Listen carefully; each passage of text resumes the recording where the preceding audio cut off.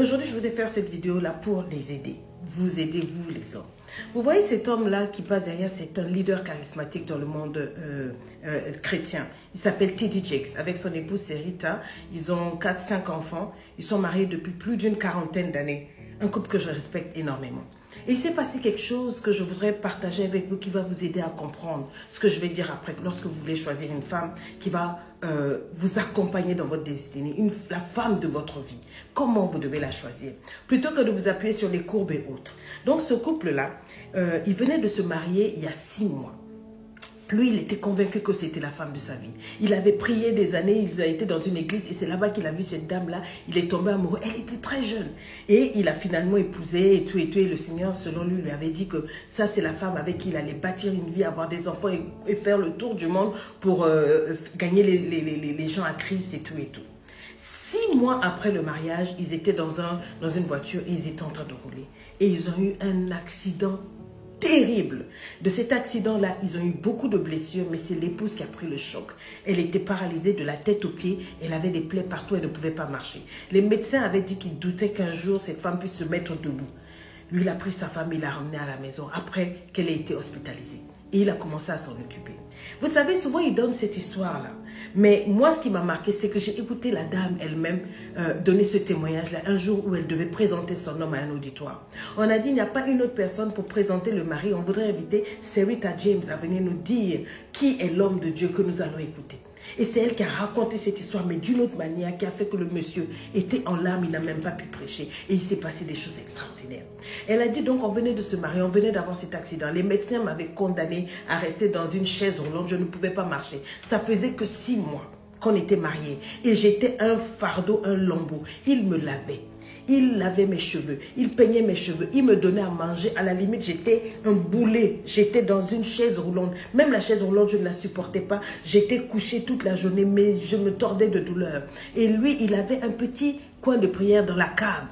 Il passait beaucoup de temps dans la cave, mais il revenait chaque fois. Il me lavait. Et quand il me lavait, il me disait après, mets-toi debout. Quand je me mettais debout, j'étais en douleur, je ne pouvais même pas. Il me regardait et il me dit, tu peux le faire, mets-toi debout, marche et tout et tout. Et pendant des mois, c'était comme ça et je n'arrivais pas à marcher ni à faire un pas.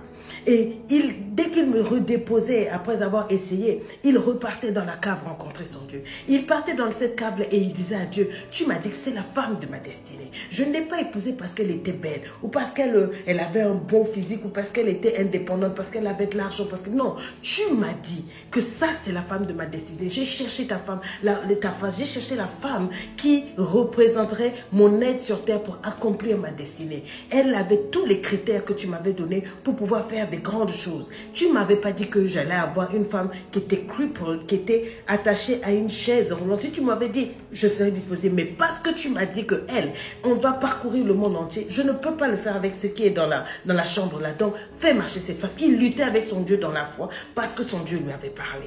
Il n'a pas choisi la femme pour ses courbes. Et après, il repartait. Il essayait rien. Et petit à petit, quand il quittait la chambre, il ne savait pas, elle priait pour mourir. Parce qu'elle n'arrivait même pas à mettre un pied en face de l'autre. L'homme qu'elle venait d'épouser, à peine 6 mois, il avait juste pas raison de rester avec elle. Il pouvait la déposer, la laisser, en fait, divorcer à la limite. Mais il insistait avec la foi. Et elle était là, elle disait, Seigneur, tue-moi seulement, prends-moi seulement, je suis bonne à rien, je vais me marier, je suis incapable de préparer pour mon mari, incapable de faire quoi que ce soit. Le gars luttait par la foi. Et un beau jour, il est rentré, il m'a mis debout. Ça, c'est elle qui témoigne. Et puis, il a dit, aujourd'hui, essaye même un pas. Essaye un pas. Ça faisait des mois déjà. Et dans la foi, elle a essayé un petit pas. Et dans la foi, elle a essayé un petit pas. Elle n'a pas pu faire le deuxième. Il a dit, c'est déjà bon. Il a déposé. Il a couru, il est parti dans la cave. Il a dit, c'est bon, j'ai la victoire. Mon équipière est en train de gagner. La femme avec qui je vais faire mes enfants, avec qui je vais accomplir chose, est en train de gagner. Elle a fait un pas. Il était en train de rugir dans la foi. Il a dit, déjà, un pas, c'est beaucoup. Il n'a pas abandonné la femme de sa foi parce que dans son esprit, c'était la femme de sa vie, quoi qu'il allait arriver dans leur vie. Il a insisté comme ça. Ensuite, elle a pu faire 2 pas. Ensuite, elle a pu faire 3 pas. Elle s'asseyait juste après dans la chaise roulante. Mais pour lui, c'était une victoire. Petit à petit, un jour, il a mis là. Il a mis debout. Il a dit, aujourd'hui, tu marches. Elle a fait 2, 3, 4 pas. 2, 3, 4 pas. 2, 3, 4 pas. Les jours ont été comme ça. Et un beau jour, il a dit, this is the right day. Aujourd'hui, on va courir. Et il a dit, cours. Et elle a commencé à courir dans la chambre. Elle a commencé à courir dans la chambre. Elle n'a jamais cessé de courir depuis ce jour-là avec cet homme. Aujourd'hui, ils sont grands-parents. Ils sont grands-parents. Ils ont construit des églises partout. Son nom est grand. Ils ont fait des livres. Ils ont fait des films. Hollywood. Tout le monde cherche cet homme-là. C'est le pasteur des grands. Et toujours, elle est là. C'est elle qui s'est tenue là. Elle a dit, aujourd'hui, on m'a demandé de présenter mon homme. Je ne vais pas vous présenter n'importe qui. Je veux vous parler de cet homme-là. Il va monter. Il va prendre le micro. Cet homme-là, quand il va vous dire de faire un pas, faites un pas. Quand il va vous dire de faire 2 pas, faites 2 pas. Quand il va vous dire de courir, courez. Parce que vous savez quoi? Ce qu'il va vous dire là, vous allez saisir ça et l'Éternel, Dieu va convertir ça en grande chose. Voici l'homme de ma destinée.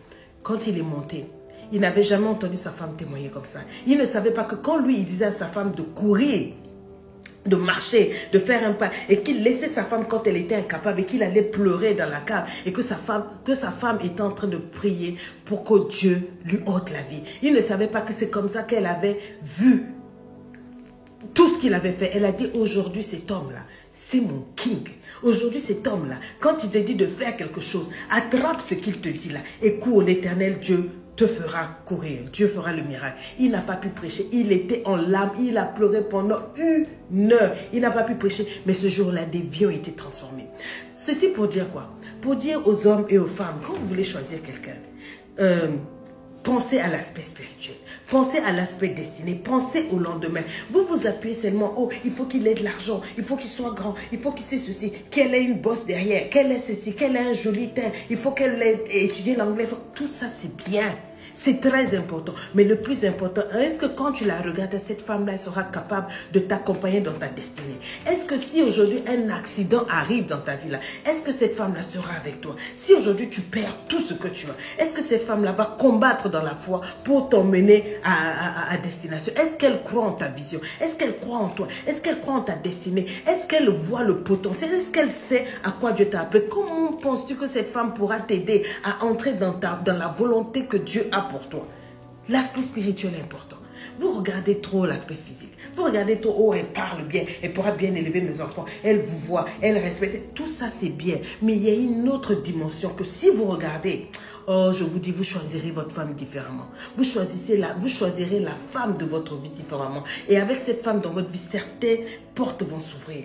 Les écluses des cieux vont s'ouvrir. Certaines choses vont commencer à se manifester dans votre vie. Vous allez passer à une autre dimension professionnelle, financière. Des portes vont s'ouvrir parce que cette femme-là est là. C'est comme ça qu'on choisit une femme. J'espère avoir été clair. Bonne journée.